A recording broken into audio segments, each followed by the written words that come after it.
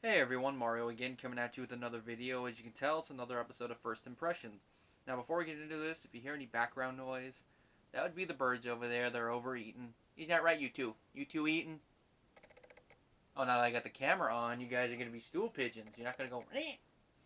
Yeah, because earlier when I was asking them that, they were like, eh. They're looking at me and moving their beaks though, but anyway, sorry for the off-topic thing. As you can tell, this is a TV-related episode of First Impressions related to the ID Network.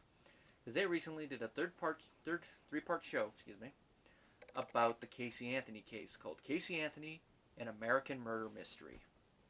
Now, like a lot of you probably did, I paid attention to the Casey Anthony trial when it was going on because one, I always watched Court TV, now known as True TV, when they had trials that they would actually show, and now since that's basically done, which I think that's basically the death of that channel.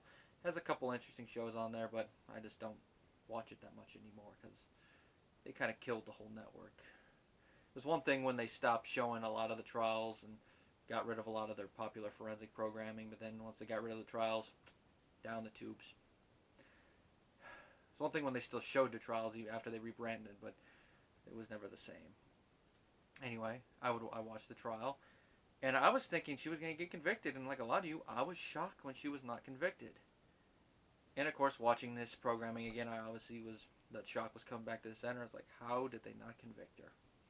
It's just now, since I've actually taken some more law classes, I can sort of see why, and I will get to that point in a bit. Now, watching through it, it brings up some things I had forgotten about the case, and some things that were at the back of my mind, they're like, oh yeah, I remember that now. Now, if you don't know about the Casey Anthony trial, what rock have you been living under? But she's a mother whose 2-year-old daughter vanished, and she did not let the police know until 30 days afterwards. And the thing about this is that nobody knew that her child was gone. When she was with her friends, she would say, "Oh, she's with the nanny." And since her mother didn't find out until 30 days, and then they called the police, and she lied to the police, saying, "Oh, the nanny got her." And of course, the police dug into it. They discovered a bunch of lies, like she was lying about her work, which that was an extreme lie, that she even went to Universal Studios, dragging them through there until she got to the back, came to a dead end, and like, "I don't work here." And they're like, "Yeah, we figured that much." And it keeps going on and on. They eventually arrest her for child neglect, and eventually they find Kaylee Anthony's body.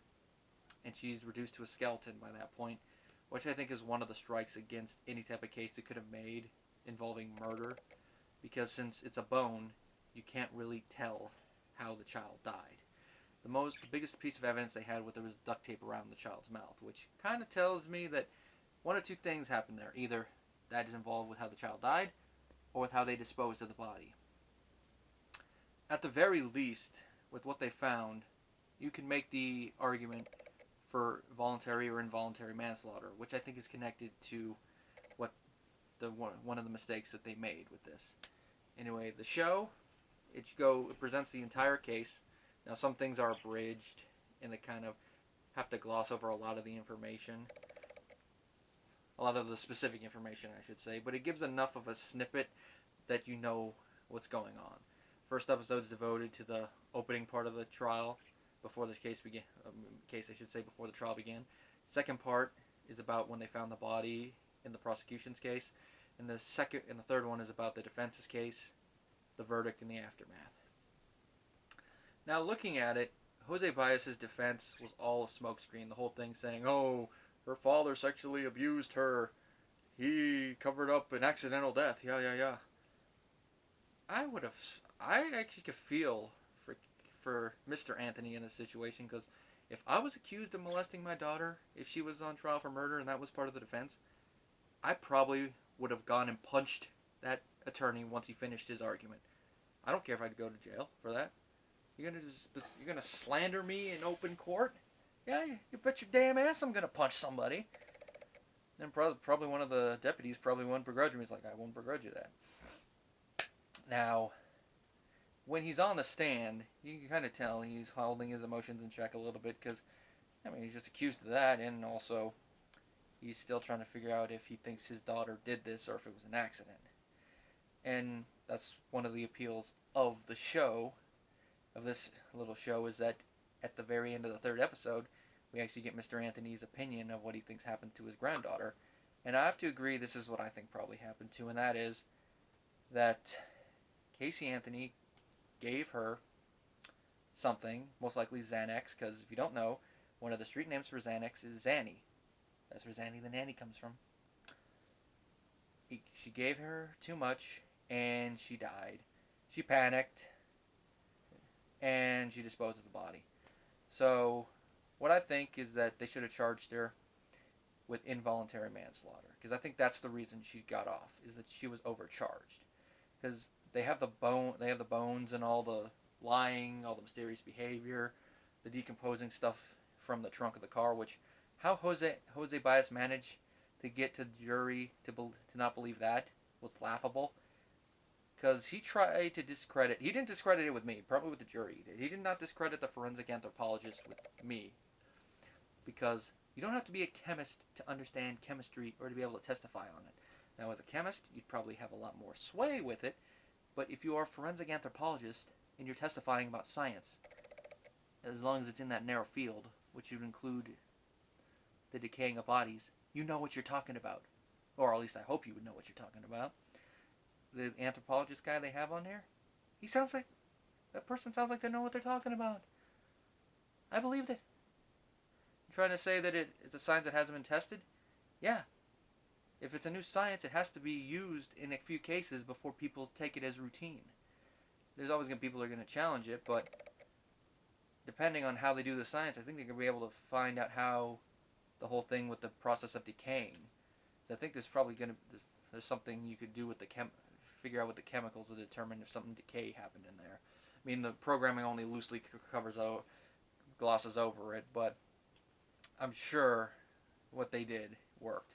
I'd have to actually go and look at the case file, look at the testimony to fully describe the process, but from what they briefly covered over, it's like, yeah, okay, I would have bought it.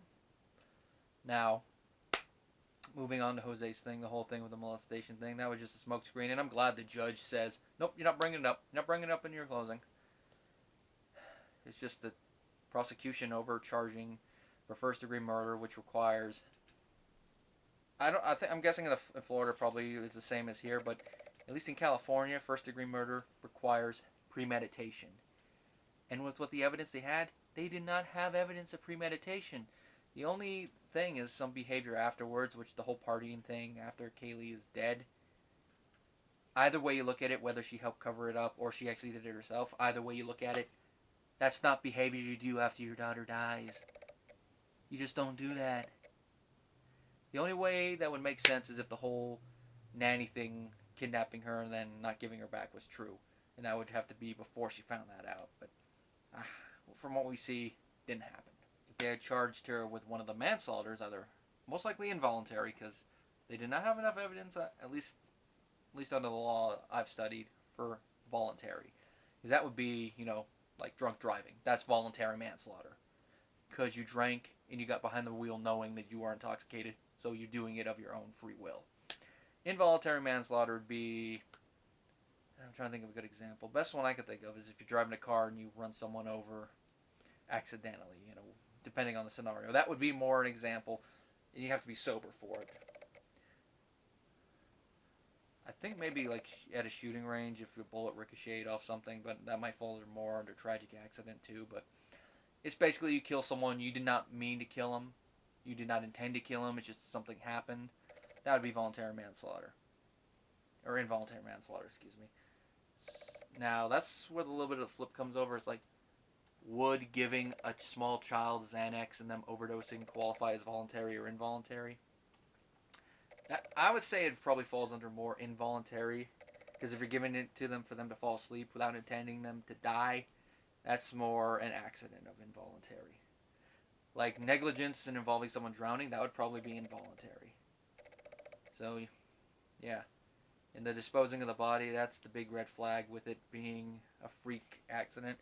And Jose trying to say that the father covered it up is like, the father didn't come off to me as someone like that. I mean, you could argue, he's a former cop. It's the whole corrupt cop angle. But he came off to me as someone who's a former cop that would not want to dispose of a body like that if an accident happened. He would call it in and just show it as a freak accident because, as we see, waiting 30 days is just going to make it come off worse. And as a former cop, he should know this, man. And another thing that watching this documentary made me just shake my head again was Casey's mother. Because even after all these years, I'd say Casey's mother is still deluded. Or at least trying not to think the worst about her daughter. Which, of course, on one hand, you can understand. I mean, it's her daughter. As a parent, you're going to not want to think the worst about your child. But on the other hand, it's like she was involved in the death of your granddaughter, no matter which way you look at it. Whether she murdered her, the pill thing, no matter how you look at it, she was involved with it. I know if it was me, I'm like with the dad. He hasn't spoken to her since the trial. I'm with him. I wouldn't want to speak to her again because we don't know. Either way, I wouldn't want to speak to her. Because if it was a freak accident, she's not coming clean on it. If she actually did kill her, then her. If she did it intentionally. Now, the mother, she's the one that called the cops when they found the car that the body had been in. And saying it smells like a dead body in there. And then later she tried to recant it. Showing as a nurse she would know what the dead body smells like. Which ties into what Jose Pius tried to use as his explanation. And that was rotting garbage. I'm sorry, but I believe rotting garbage, unless you have a bag filled with meat, is going to have a different smell than a decaying body. It's not going to be the same smell. It's still going to be bad, but different levels of bad. And I think it'd be kind of hard to mistake garbage for a dead body, unless, of course, like I said, it's rotting meat. Now, we see a little bit of the video in there. When you see Mrs. Anthony on the stand, you can tell she's trying to defend her daughter, which you can kind of understand. It's her daughter, but on the other hand, like I said, she's involved with the death of your granddaughter. You're just going to sit there and try to protect her? Technically perjuring yourself a little bit because you're trying to say you made the searches when they have evidence that you were at work when a lot of the searches were made? And then you try to lie your way out of it? It's like, as a WWE audience would go, you fucked up, you fucked up, you fucked up. Yeah, a lot of people fucked up in this case. Prosecution overcharging, Jose being a dick with some of his things, and then stuff we found out after the trial, like the whole apparently sexual favors thing, whether that's true or not. If it is, it says a lot about Jose. Also says a lot about Casey, but, you know, since that's mainly just coming from the one private investigator, hard to tell if it's true or not, but if it is, it says a lot about their characters. And of course, apparently Casey now being pregnant again and engaged to a man. First of all, I wonder what what goes through that man's heads at time, and if he's gonna trust his intended to be alone with their child when the child is born. Now, that connects to another thing I forgot to mention, and that is the prosecution's theory about why Casey killed Kaylee, and that was she didn't want to be a mother anymore. I didn't really see a lot of evidence that pointed to that. I mean, the partying thing, yeah, but they talk about how she loved her daughter and all that. The only thing that they bring up that makes me think she never wanted to be a mother was that she wanted to put the baby up for adoption at first until her mother found out, and her mother basically said, nope, we're keeping that child. So that's the only thing, which that throws a little bit in there, but I wouldn't say it's enough to prove a motive for murder. And like I've said a couple times, I think more than likely it was probably an accident that just grew out of control. And of course the media blew it out of proportion, and that's the one thing about this case. It's like the media and those people basically litigating the case on air. That's one of the reasons the prosecutor says that they think that they got the verdict they did, is because the people they got were probably people that already had their mind made up in the negative way, and they didn't persuade them with the evidence they had. Now, if they had like a video of Casey just strangling the baby Homer Simpson style, then they would have convinced them, because then you got the evidence right there. Or if they actually had flesh they could have tested. Damn Florida summers, I've been there. I've been in Florida during the summer. I could attest that place is hot. It wouldn't take long for a body to decay, especially down there in Gatorland. Damn gators. Now, this case is just sad for all parties involved. It's one of those things that you just look at and go, And the documentary, like I said, doesn't cover everything, but it covers enough of it to where you understand what's happening. And if you do know a little bit about law, you can kind of see why we got the verdict that we did. Like, I've studied law at the college since then. I mean, different states, but it's enough to where it's yeah, I can see why she wasn't convicted of murder, and I'd say they probably should have gone with involuntary manslaughter. Now, they only have an interview with one juror on here who's an alternate, and he talks about some of the death threats he got, which that's extreme to give death threats to a juror, even if you disagree with the verdict. Like, I don't remember any of the O.J. Simpson jurors getting death threats when they found him not guilty, so Casey Anthony's jurors getting death threats, that's extreme. You could thank the media for that. That's why I wish it, they would have it to where these media people could not litigate the case on air. They'd have to more if they made a law, they'd probably have to word it in a way that did not infringe on freedom of the press. But if you look at it in a way, it kind of incites a riot or leads to inciting a riot. Now, another thing that, as a court security guard, that this documentary brought up is like, ooh, I'm glad that the courthouse I work at does not cover high-profile cases to this level, or at least we haven't in a while. Because if we did, ooh, we'd have a bad day at work.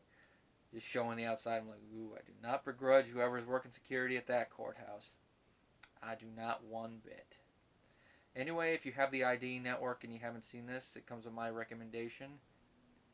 But if you don't want to watch anything that has to do with the case, I understand why.